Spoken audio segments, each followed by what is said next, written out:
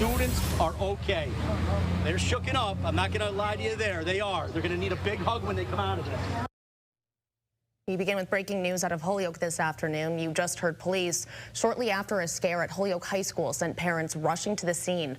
Around 1 p.m., police received a call about someone possibly with a gun inside the school, triggering a large response from local law enforcement. Now, city officials call it a non-credible threat. Welcome, everyone, to Western Mass News at 4 on this Thursday. I'm Amanda Martin-Ryan.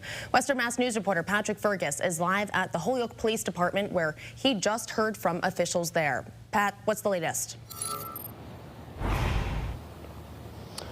Amanda, countless police rushed to the high school this afternoon. At the scene, large groups gathered on the grass across the street. Cars lined the streets, parents trying to contact their loved ones inside the school. Now, Sasha Delgado hurried from her job because she didn't know if her daughter was safe.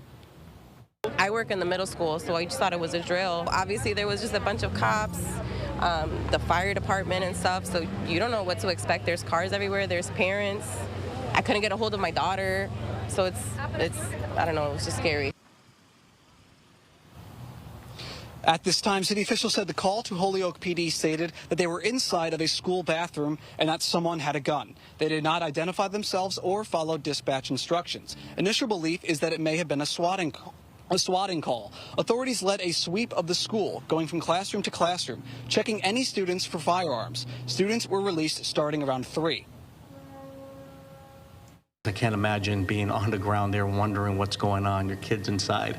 But, you know, thankfully we're in a community that is prepared and ready to respond when emergencies happen, even when they're non-credible.